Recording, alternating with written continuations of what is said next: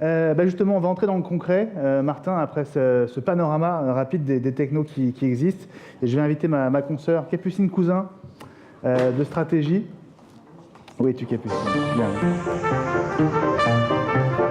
Bonjour Capucine. Avec tes deux invités, Blandine Charveria-Louis, directrice marketing d'Altaria Cogedim, et Cécile Lage, Chief Digital Officer de la FDJ. Bonjour à vous deux. Installez-vous.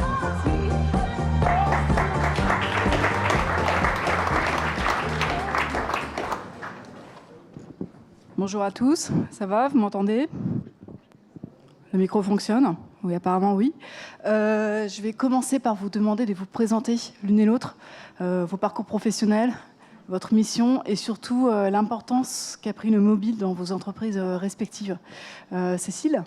Je commence, donc Cécile Lager, donc moi je suis CDO à la Française des Jeux depuis 6 mois.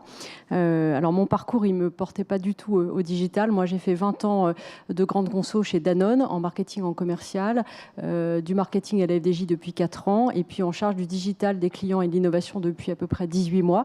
Et ce qui a tout changé en fait à la Française des Jeux, nous on aura l'occasion d'en reparler, mais on est dans le cas typique d'une boîte qui fait plus de 90% de son chiffre d'affaires en point de vente. Donc on est au début de la transformation digitale. Et ce qui a tout changé, c'est qu'on a justement repensé complètement notre stratégie en début d'année. La nouvelle stratégie à 2020, en fait, elle met le client et le numérique au cœur de tous nos axes stratégiques à la Française des Jeux. Et c'est la raison pour laquelle, en effet, la présidente de la Française des Jeux a souhaité avoir un CDO et le mettre au COMEX pour avoir une espèce de rayonnement sur toute la transformation digitale de l'entreprise. Donc beaucoup de travail en perspective. Votre poste va encore évoluer en janvier prochain, il me semble. Alors oui, parce qu'en fait, ça fait quelques années que le digital est traité au sein d'une direction qui est indépendante du marketing. On va dire qu'il nous a fallu tout ce temps pour essayer d'être vraiment très très clair sur la vision qu'on voulait atteindre, commencer à mettre en œuvre la trajectoire. On n'est pas du tout au bout du chemin, mais on commence à être assez sûr de nous pour se dire qu'il est temps que le digital diffuse dans toute l'entreprise. Et du coup, en effet, on va fusionner avec la direction marketing au 1er janvier. D'accord. Blandine, chez Altaria Cogedim, comment ça se passe et vous, d'où vous venez? Alors moi j'ai un parcours de 10 ans donc, chez l'annonceur, donc chez Procter & Gamble, Diageo, LVMH, puis 10 ans dans la distribution en tant que directeur marketing du BHV, Galeries Lafayette Maison, puis directeur e-commerce et marketing de Monoprix. Je suis arrivée donc il y a 3 ans dans la foncière Altaria au moment où ils rachetaient rue du Commerce. Dans la partie, donc Altaria Cogedim, c'est un promoteur, développeur de centres commerciaux également, et de logements et de bureaux. Donc ce poste directeur marketing intégrant le digital est donc assez nouveau dans la foncière. L'idée, c'est qu'on passe d'un enjeu qui historiquement était le lieu, trouver le lieu pour les enseignes, qui est notre premier client, à la découverte du lien, c'est-à-dire le client final, puisque nous avons 300 millions de visiteurs dans nos centres, sur 38 centres chez Altaria. Et donc, il est évident qu'aujourd'hui, on doit créer de la proximité avec le consommateur final, ce qui d'ailleurs sert notre premier client, puisque l'idée, c'est la transformation et le chiffre d'affaires de nos enseignes. Et puis, dans une logique de part de marché, où on doit gagner tous les jours de la part de marché versus nos concurrents, et également sur le web, de créer de la préférence de marque dans nos centres. Donc, aujourd'hui, pour nous, le mobile, les enjeux, c'est le lien versus le lieu. D'accord. Alors justement, tout à l'heure, Martin présentait les différents outils marketing émergents ou qui sont déjà beaucoup utilisés en point de vente. Comment ça se passe chez vous? Déjà, les applis et les sites B2C pensés pour le magasin, comment ça se passe de votre côté? Alors, à la Française des Jeux, en fait, je l'évoquais, nous, plus de 90% de l'achat de jeux se fait encore en point de vente. On a un réseau qui est immense. On a 32 000 points de vente distributeurs de notre offre. Ce sont des bars, des tabacs, des presses. On ne peut pas dire que ce soit le réseau le plus nativement digital à la base. Et du coup, nous, tout l'enjeu, c'est en fait d'essayer d'aller capter nos clients du point de vente et de les acculturer progressivement à nos offres, pas simplement nos jeux, mais aussi à nos services numériques. Donc ce qu'on a commencé à faire, c'est de développer des applications. Donc ça, on a démarré il y a 2-3 ans. On a aujourd'hui des applications Loto et Romillon qui sont finalement utilisées massivement par nos clients du point de vente, à 90% à peu près, pour aller consulter les résultats des jeux. Et ça, on pense que c'est plutôt une bonne façon de mettre le pied dans la porte, si j'ose dire, c'est-à-dire de commencer à séduire le point de vente et à lui montrer les bénéfices du numérique. Et ce qui est intéressant, c'est que nous, une des barrières auxquelles on se heurte dans la numérisation de notre activité, c'est que notre réseau de distribution, nos détaillants, ils ont une crainte majeure qui est que en faisant la promotion du numérique, ils craignent qu'on détourne le business des points de vente vers le canal numérique. Ce qui est franchement pas notre propos, parce qu'avec plus de 90% encore une fois du chiffre dans les points de vente, on a tout sauf envie de détourner nos clients du point de vente. Donc pour nous, les applis, c'est majeur, et on entre dans une logique où on va, donc en mobile first en termes de développement, mais on va vraiment essayer de développer des nouveaux services. Pour vous citer un exemple de ce que l'on peut faire sur les paris sportifs en point de vente, donc notre marque s'appelle Parions Sport, on vient de développer une application qui permet aux joueurs de préparer son bulletin sur son smartphone. Donc on ne va pas jusqu'au paiement, parce que justement dans notre cas, c'est intéressant de garder le paiement auprès du détaillant pour s'inscrire dans le parcours finalement traditionnel du joueur, parce que ça laisse le chiffre d'affaires au détaillant et ça ne perturbe pas trop le joueur. En revanche, cette application, elle est extrêmement utile parce qu'elle donne accès en temps réel à des informations que sinon, on a beaucoup de mal à récupérer parce que les codes des matchs changent tous les jours. Cette application, c'est un vrai carton. En fait, elle est de plus en plus utilisée sur Parions Sport et elle fait déjà en quelques semaines 7% du chiffre d'affaires de la marque. Donc, c'est intéressant parce que ça rend un vrai service aux joueurs, donc ils ont envie de se connecter, donc nous on va pouvoir récupérer de la data, et puis ça rend un service aux détaillants qui finalement n'est plus obligé de communiquer finalement en one-to-one l'information demandée par le joueur. Son joueur est autonome, et finalement, pour faire un petit clin d'œil à ce que présentait Martin, la transition entre le smartphone et la prise de jeu au terminal, c'est le QR code, où effectivement nous, toute la préparation du pari se matérialise par ce QR code, et on a aujourd'hui des terminaux en point de vente qui sont capables de lire les QR codes, demain les images d'ailleurs également, et c'est ça qui permet finalement de fluidifier le parcours du client en point de vente. D'accord. Et vous aussi, dans les centres commerciaux, l'appli, elle est devenue centrale. Alors, pas aussi centrale que ce qu'on souhaiterait. J'ai beaucoup aimé la conférence d'avant qui disait que l'app se transformait mieux que les sites mobiles. Nous, aujourd'hui, les chiffres dans les centres commerciaux, c'est environ 50% des clients consultent le web avant de venir en point de vente. Et on regarde, c'est 60% sur sites mobiles apps et le reste sur 40% sur desktop. Donc on a encore et l'apps, c'est encore très peu. Donc ce qu'on a dans nos apps aujourd'hui, on a la possibilité quand on arrive, donc avant d'arriver dans le centre, de regarder les horaires et les boutiques. Donc ça, c'est ce qui est le plus consulté. En 3, ça va être donc sur le site mobile tout ce qui est autour des bons plans et des promotions. Si on est à l'intérieur de l'apps, quelque chose qui est très consulté, c'est le guidage. Donc là, c'est quand on est dans le centre. Effectivement, ils utilisent les plans. Et donc, on est encouragé à continuer à développer toutes ces technologies de guidage. Et on a rajouté récemment 3 fonctions. La première, toute simple, c'était mémoriser sa place de parking. Nos parkings ne sont pas tous équipés en Wi-Fi parce que ce sont des infrastructures très, très lourdes quand vous avez des centaines de milliers de mètres carrés à mettre en place. Donc tout simplement mémoriser sa place de parking. On vient de rajouter également, à côté des boutiques-restaurants, les menus des restaurants. On a été surpris, donc ça fait maintenant 3-4 mois. On a 30% à 22% en gros selon les restaurants de consultation des menus. Donc il semble que c'est un bon usage. Également les horaires et les programmes de nos cinémas dans les centres. Et enfin, on teste depuis l'année dernière, donc ça fonctionne avec environ des dizaines de milliers d'usages dans les 2 centres où on l'a mis, à Cap 3000 à Nice et Quartz à côté de Paris, la possibilité de connaître les produits, donc un moteur de recherche produit dans nos enseignes, et également le stock produit. Et puis depuis un mois, alors donc sans encore aujourd'hui le détail des résultats, on teste la réservation avec les quelques enseignes qui ont accepté de jouer le jeu une fois qu'on a pu consulter le stock et venir chercher le produit. Puisque bon, on est vraiment là pour faciliter le parcours client et améliorer l'usage. Maintenant, on est visiblement encore en grosse amélioration puisqu'il y a encore peu d'usage de l'application. Ce qu'on commence à voir apparaître aussi, c'est des vendeurs dotés de tablettes en point de vente. Il y a notamment les opérateurs télécoms qui commencent à tester ça dans leur nouvelle génération de points de vente connectés.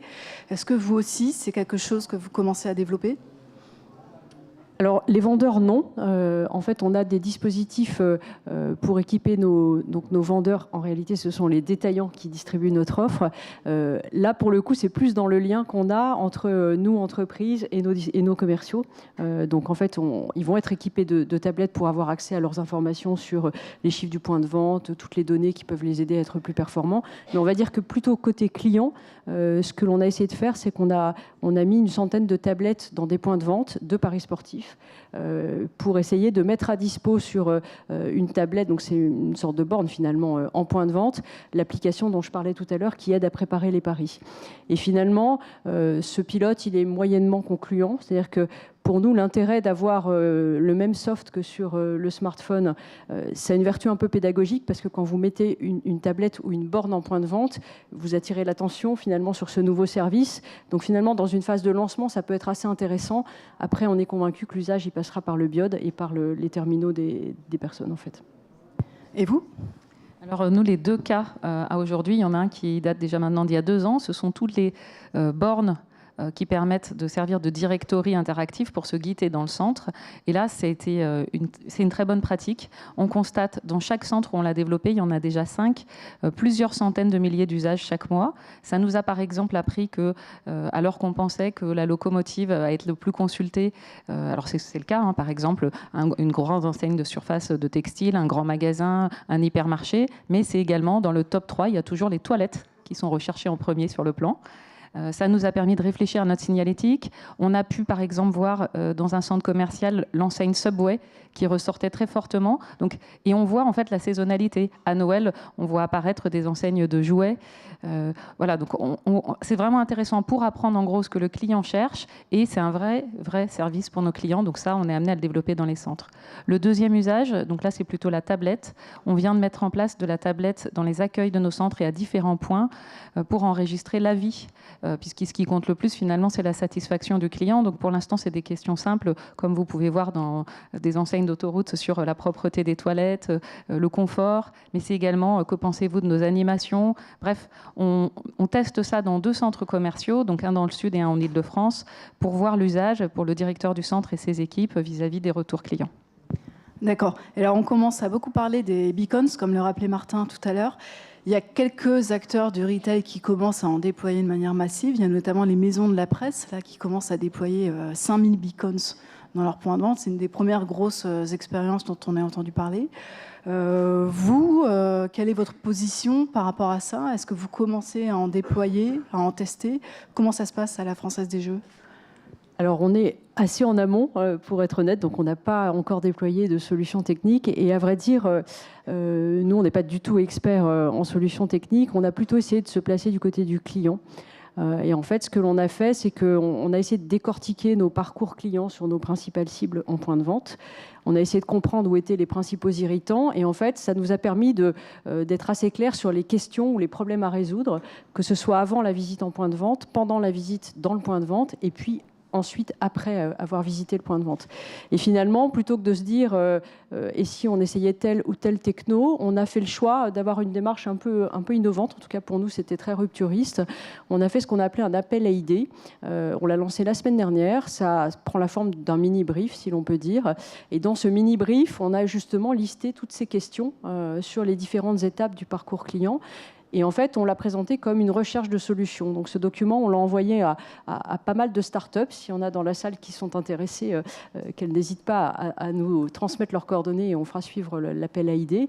Et donc on se place dans une logique où on a posé nos problèmes, on attend des solutions de la part de toutes les startups qui pourraient se positionner sur le sujet.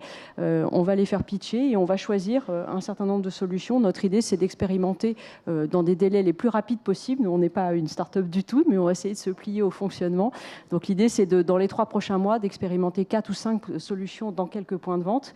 Donc je vous dirai après quels sont les technos que l'on retient, mais on a plutôt abordé le sujet par le client et par les use cases que par la techno, en fait. D'accord. Et pour vous ? Alors, donc, dans une démarche, nous, de satisfaction client, on a réfléchi avec les enseignes pour se dire quels seraient les usages dont vous auriez besoin pour augmenter la transformation et le chiffre d'affaires dans vos enseignes. Et on a décidé de partir au premier trimestre de l'année prochaine avec un pool de restaurateurs. Donc la technologie qui sera mise en place, ça sera effectivement du beacon. L'idée, c'est de voir comment transformer le chiffre d'affaires en géocontextualisant un push notification. Donc ça nous permettra également de tester des offres. Par exemple, on s'est dit proposer des offres promo différentes en happy hour quand on passe devant le food court du centre commercial. Et on va également faire des tests quand on passe pas dans le food court du centre commercial, mais dire c'est l'heure du goûter, venez profiter d'un moment de pause dans tel restaurateur. Donc on part sur un centre en Île-de-France avec une vingtaine de restaurateurs pour mener ce test à partir du premier trimestre. D'accord. Alors, il y a un autre type d'outil de marketing mobile dont on commence à parler, c'est le Wi-Fi. C'est-à-dire qu'on commence à avoir des marques ou des acteurs économiques qui proposent une connexion Wi-Fi contre un service ou une offre de fidélisation. Par exemple, la semaine dernière, il y a le géant de l'affichage JCDecaux qui a annoncé qu'il allait proposer du Wi-Fi gratuit, sponsorisé sur les Champs-Élysées lors de l'Euro 2016. Vous, comment ça se passe? Est-ce que vous commencez aussi à bâtir des offres autour de services de Wi-Fi? Bâtir des offres, non, mais comme en fait, nous, ce qu'on aimerait faire, c'est favoriser l'usage de nos applications en point de vente, on est forcément obligé de se poser la question de comment est-ce qu'on aide le détaillant à proposer un Wi-Fi gratuit dans son point de vente. Donc, quand on a installé en pilote la centaine de tablettes dont je parlais tout à l'heure, à cette occasion-là, on avait ouvert le Wi-Fi du détaillant à ses clients et on réfléchit en effet avec Orange, en l'occurrence, pour voir si on ne propose pas sous forme de hotspot, finalement, du Wi-Fi à nos clients. C'est sans doute indispensable par rapport à l'ambition que l'on a d'utilisation des apps, en fait. Quand est-ce que ça pourrait voir le jour, ça ? On a un projet qui pourrait voir le jour en fin d'année 2016 et en fait on voudrait coupler cette sortie avec un nouveau jeu pour lequel on aura vraiment besoin de terminaux mobiles en magasin, en fait. Et pour vous, chez Altaria ?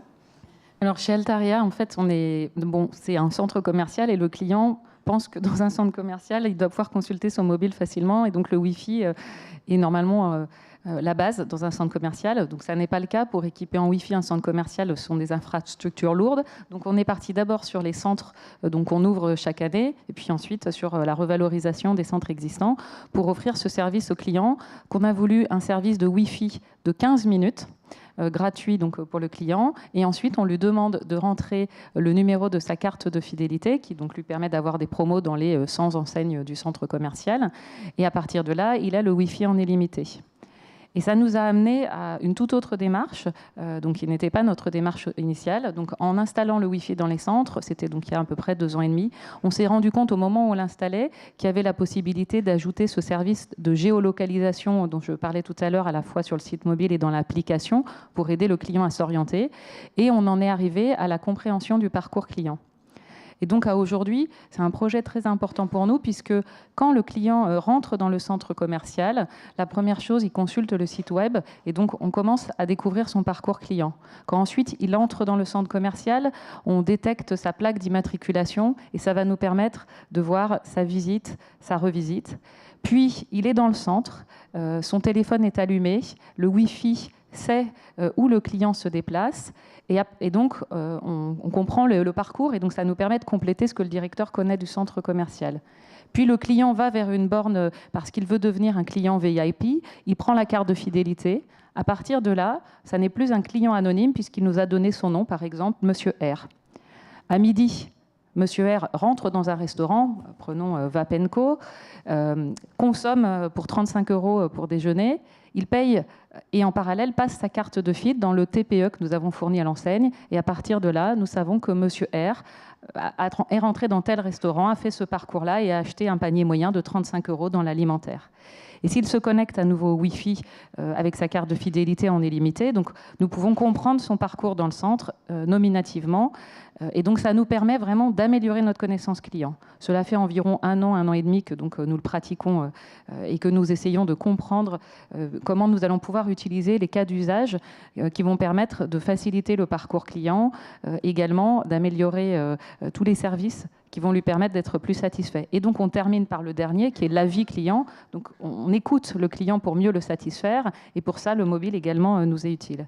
Donc, à aujourd'hui, ce qu'on peut dire, c'est que ça nous a permis de mieux comprendre nos clients, l'analyse de ces données statistiques, qui sont des données anonymes, mais également d'avoir des actions plus pertinentes. Et puis, on apprend au jour le jour, donc en gros, d'agir, mais de mesurer. D'accord. Alors, à travers ces divers services que vous bâtissez, il y a de la géolocalisation. Comment ça se passe en termes de respect de la vie privée ? Comment vous faites ? Quelles démarches faut-il faire pour être dans les clous par rapport à la CNIL, la gardienne des données personnelles ? Quelles démarches vous avez fait ? Nous, pour le moment, la question ne se pose pas encore. Et c'est vrai qu'on est en train d'y réfléchir. Je trouve que toute la difficulté, c'est comment faire pour en effet respecter le souhait du client, mais sans compliquer à outrance le parcours, quoi. Donc ça, c'est pas évident. Moi, j'ai pas la solution aujourd'hui. Alors, on a commencé par un audit avec quelqu'un qui nous a accompagnés en externe pour comprendre quels étaient les process dans nos magasins. En plus, c'est tellement large, un centre commercial. Donc, en gros, qu'est-ce qu'on faisait et comment il fallait s'organiser. La deuxième chose qu'on a fait, c'est l'opt-in. Donc, c'est très important. Chez nous, on appelle ça la green data. En gros, c'est le fait que le client doit être conscient quand il fait un opt-in que ce soit pour prendre sa carte de fidélité ou sur le portail captif du Wi-Fi. Et on doit certainement pouvoir aller beaucoup plus loin. Donc, on se fait accompagner pour réfléchir au meilleur usage. Ensuite, on s'est dit il faut nommer un correspondant informatique et liberté au sein de l'entreprise pour mieux dialoguer, notamment avec la CNIL. Donc, on a fait ce choix il y a un peu plus d'1 an. Ce sont les centres commerciaux, ce sont des usages totalement nouveaux. Voilà, mais donc en gros, c'est ça. C'est en permanence réfléchir à l'usage client qui fait qu'il va être conscient de la donnée qu'on lui demande et qu'on va l'utiliser. D'accord. Il y a un autre format de marketing mobile qui est assez naissant, les push notifications qu'évoquait Martin tout à l'heure et qui sont par exemple intrinsèquement liées aux beacons. Qu'est-ce que vous testez Qu'est-ce que vous en pensez? Quel est votre regard sur ça, sur ce format? Nous, on teste encore rien, mais on espère tester des choses bientôt. C'est vrai qu'en termes d'usage, je pense que ça pourrait être très utile pour informer des résultats après la visite, pour pourquoi pas valoriser les gagnants du point de vente. Enfin, on a pas mal d'idées sur ce qu'on pourrait en faire, mais on ne l'a pas expérimenté encore. Je pense qu'on va le faire en début d'année prochaine. Donc, dans les centres commerciaux Altaria, on a commencé il y a 15 jours, donc c'est assez nouveau, ou 3 semaines. C'est tout récent. Ouais. Voilà. Donc, le premier usage qui nous est venu, c'est avec la loi Macron et les ouvertures dominicales, donc la possibilité d'ouvrir le dimanche. On a commencé comme ça, en envoyant un push notification aux clients qui l'avaient demandé, en leur disant nos centres sont ouverts dimanche. Voilà, donc ça c'était vraiment un premier usage. Et le deuxième et troisième usage qu'on imagine, c'est quand nos enfants sont à la halte garderie, les enfants de nos clients, on imagine prochainement à Nice de leur envoyer un push notification pour dire vous pouvez encore profiter pendant 30 minutes du centre commercial, le petit Alexandre vous attend à la halte garderie. Voilà, donc c'est dans les cas d'usage qui faciliteront en fait le parcours du client. D'accord. Est-ce qu'il y a d'autres technologies de marketing mobile que vous testez, que vous avez expérimentées l'une et l'autre? Alors moi, je peux citer effectivement un test qui est en préparation. On l'a expérimenté dans le cadre d'un salon, mais on va le déployer dans quelques points de vente en début d'année. En fait, on travaille avec MobiRider et l'idée, ce serait de profiter de leur boîtier pour favoriser le téléchargement des applications pour les clients du point de vente. Puisque aujourd'hui, pour vous donner quelques chiffres, la Française des Jeux, c'est 27 millions de clients. Les utilisateurs de l'appli mobile, ils sont plutôt de l'ordre de 1 million par mois, donc on a une marge considérable. Mais c'est vrai qu'il y a ce frein à lever qui est il faut que j'ai l'application. Donc on se dit que le dispositif pourrait être très utile, d'autant qu'il pourrait être prescrit par nos détaillants, parce que autant, comme je le disais tout à l'heure, ils peuvent avoir peur de détourner du business de leur point de vente vers les canaux numériques, autant ils savent, parce qu'ils l'utilisent eux-mêmes, que nos applications, Loto et Romillon par exemple, permettent la consultation des résultats, et ça finalement c'est un service qu'ils exploitent et qu'ils ont envie de proposer facilement à leurs clients. Donc ça, c'est en test début janvier. D'accord. Et pour vous, chez Altaria? Donc là, dans les centres commerciaux Altaria, pour l'instant, il y a quelque chose qui m'a frappé dans la conférence précédente et qu'a repris Martin, c'est le QR code. Je pensais que c'était mort et effectivement, c'est quand même toujours ce qu'il y a de plus simple avec un smartphone pour demander un avis, pour jouer. Donc voilà, à aujourd'hui, c'est vraiment utile pour nous. Et le deuxième point, on s'est posé la question, on ne l'a pas encore fait, de l'avis client, donc les petites étoiles sur les sites web. Est-ce qu'on fait la même chose dans les centres commerciaux? Est-ce qu'on va demander un avis client sur les enseignes? On fait régulièrement des visites mystères qu'on partage par exemple avec les restaurateurs dans le but d'améliorer en commun nos services. Voilà, donc on ne s'est pas lancé, mais c'est quelque chose qui nous interroge. D'accord, merci.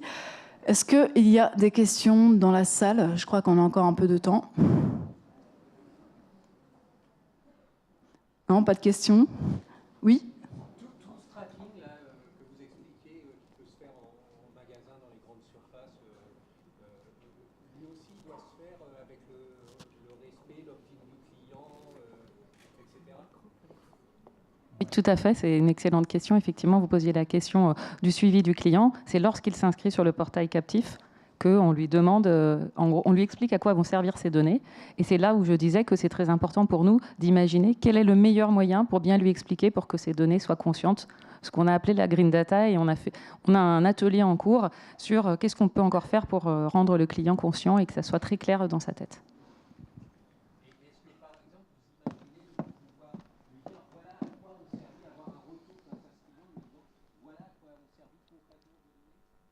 Aujourd'hui, c'est tôt, mais je pense qu'il faut aller vers cette transparence. Et j'ai trouvé tout à fait intéressant l'exemple que donnait tout à l'heure quelqu'un en disant mettre un petit euro quand nos données sont commercialisées. Je crois que la personne qui parlait des étudiants, voilà, c'est franchement des bonnes pratiques, je pense, qui vont donner la confiance de part et d'autre sur ce qu'on a envie de communiquer. D'autres questions dans la salle? N'hésitez pas. Bon, c'est l'heure de déjeuner, je crois. C'est peut-être pour ça aussi. Ouais. Bon, merci à tous pour votre attention. Merci. Merci beaucoup, Blandine Charveria-Louis et Cécile Lager, pour votre participation. Merci, Capucine. Merci beaucoup. Voilà, comme le disait Capucine, on va devenir mobile nous aussi. Je vous invite à ce qu'on se retrouve là-haut pour le cocktail déjeunatoire. Et on se retrouve ici à 14h pour la keynote de Thomas Husson autour des grandes tendances de l'année prochaine.